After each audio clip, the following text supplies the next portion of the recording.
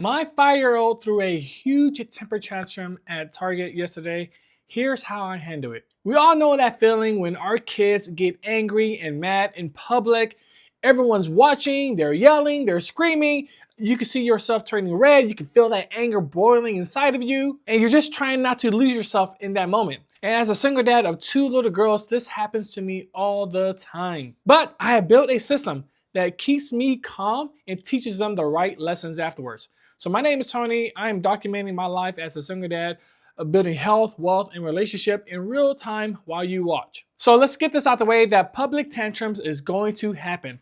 Expect it any time, any moment when I take the kids to the grocery shopping, to Target, to Walmart, anywhere I take them. I'm just expecting it. Yep, there's a chance that they're going to get mad, they're going to get angry because they're going to want to get something, right? They always ask for something. Just recently, I also took them to Petco. They wanted a fish. And because I taught them in the past that getting mad or getting a temper tantrum doesn't get them what they want, when I told them, no, you're not getting a fish, they just put the fish down and we went straight home. But in the past, when they were younger, when they were 5 years old, my God, it was a battle. They would cry, they would scream, they would yell, they would kick the cart, they would not stay in the cart, they would try to get out the cart, they would argue with me, and then of course they would cry and yell, and it's embarrassing. It is embarrassing, right? And it's very difficult to deal with because you're in public and you're trying to save face, and it's embarrassing, and the kids are just causing a public scene. But I've learned that it's a phase, right? Like I try not to get too mad of it because it's a phase. When they get angry and I tell them no, I take them straight to my car, and then after 10 15 minutes they calm down, right? Like you can hear them breathing really loudly, of course, and they're still yelling every now and then. But like after 15 minutes, everything's calm again. Everything's relaxed again. There's no one around watching us. We're just in the car, just chilling, right? And in the beginning of the car, when I try to put them in, they don't want to put in their seatbelt. They keep hitting the back of my seat. And obviously, I try really hard not to yell at them, try really hard not to scream at them, because obviously it's making me angry. But after 10 to 15 minutes, everything's cooling down, right? And then everything's just back to normal. So the tantrum is not necessarily the problem, it's how I respond to it. Like I have a choice.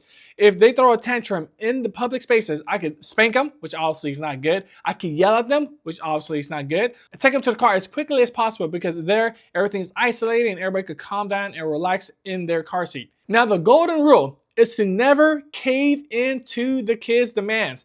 If they ask for candy or if they ask for something, do not give in. Be strict. Be like stone. Don't let them get what they want, because once they throw a tantrum and you give them something, it teaches them that throwing a tantrum gets them what they want. I avoid at all costs to never give in what they want. Right? And they're going to constantly egg you on. They're going to constantly repeat it. Why can't I have this? My friend got this. They're just going to constantly ask you a question, and you got to be very strict and just say, no, you cannot have that, honey. No, you cannot have that. Because I said so. Like, you just cannot have it. Now, maybe if you earn it and you do something really good, you could get it. But right now, you cannot get it, right? And obviously, that's when they throw a tantrum. That's when they cry. That's when they get mad. But like, it takes time for them to learn this process. It takes time for them to learn that they cannot get something just because they say they want it. And I warn them, I say, hey, if you keep throwing a tantrum, we're gonna go straight home. We're not gonna buy anything, we're just gonna leave, right? So either after that, they might calm down or they get even more mad. And so when I tell them that I'm gonna leave and they still throwing a tantrum, I leave, right?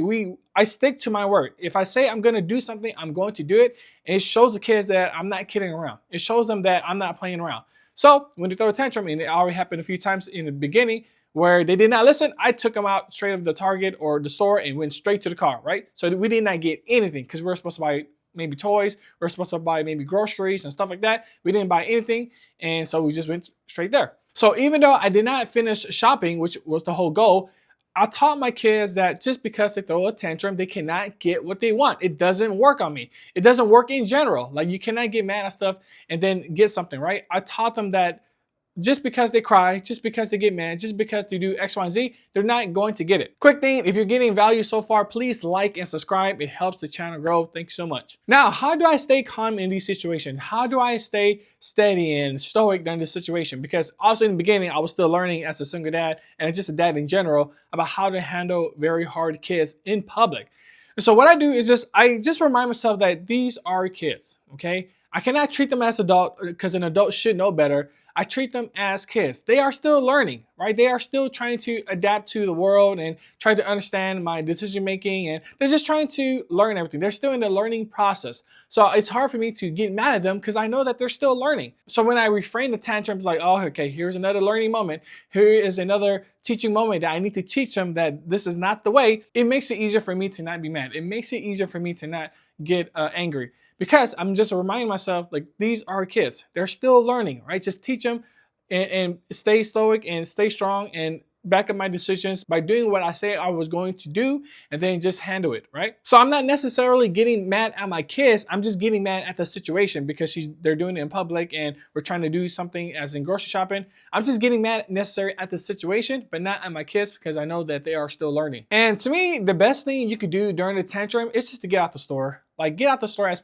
quickly as possible. Because when you see people watching and you see all these eyes on you, it is embarrassing, right? And it makes you make bad decisions or emotional decisions, or you get angry and start yelling. So when they start to throw a temper tantrum, I try to quickly get them out the store as quickly as possible until they calm down. Because they're going to be yelling and it's just going to be super frustrating where you're in the store with them and all that's happening. So that's my first thing, is extraction. Like when I see them get angry, I think about, okay, it's time to extract these kids and get out the store, right? And luckily my kids, as I say now, after learning about how I operate and how I do things, when they throw a temper tantrum, they know immediately that if they keep and continue to do that, we're gonna leave, right? So they don't even do that anymore. Like, luckily my kids, they are amazing in the store. They just talk to me all the time. And when they ask for something, I'll tell them no, they put it right back down. Like, there's no argument. Maybe they ask like one time, why can't we get this? Maybe they ask it once or twice, but after that, that's it. Like, they know that I'm very strict about saying no, that they better listen to their father and etc. Right? So they have been taught, and it's a learning moment. So like, the point of the extraction is just simply damage control. You just want to get everything out. You want to isolate everybody in the car, ideally, because everything is quiet, everything is enclosed, and it's where they're comfortable with, it's where they're familiar with. And so it's easier for them to calm down in the car. Now, sometimes I would just go straight home afterwards, but then if they are calmed down and then we go straight back to the store, it teaches them that, okay, see, when they're calmed down, when they're relaxed, then we could go back to the store. It teaches them that being calm and collected is a good thing, and being angry and mad all the time is just not good. And so we go back to the store after they have calmed down. Now, here's something that I want to talk about, and this is for ourselves as parents, is that we need to pat ourselves on the back when we do stuff like this, right? I actually pat myself on the back, not literally, but I just tell myself, man, I did a really good job taking care of the kids today when they throw a temper tantrum in the store, because it's serving as a reminder that this is tough. Like, what we're doing is tough. And so reminding ourselves that, yeah, I calmed down two kids who were asking for something and they were getting mad and they were getting angry, but I was able to calm them down and not give them what they want as well. So I got to keep more of my money, and I'm not raising spoiled kids and stuff like that. Like, it's a reward to remind myself, say, hey, you did a great job, Tony. This is awesome. Because no one's going to do it for you, because no one knows that it happened, right? So I would take it upon myself to recognize, I guess, myself for doing a good job of taking care of the kids, of handling the situation like an adult, like a good parent, like a good dad. And it helps because ultimately you're giving yourself credit for disciplining them, for teaching them a better way, for just raising better kids that are not a burden to society. Like, that's something I do think about. I want my kids to actually serve society and be good for society and not be a burden. So when they almost try to cause a public scene, it's wasting my time as well, because I'm trying to get groceries, and wasting my money, because if I give in to what they want, I'm just spending more and more and more. And it speeds up the process when they're calm and collected. So I get to go in, buy the stuff, and get out, right? Because I don't like staying around too long. So overall, tantrums are inevitable, but giving in isn't. Please do not give in to when the kids ask for something. It raises lazy and spoiled kids, and that's not what we want for society.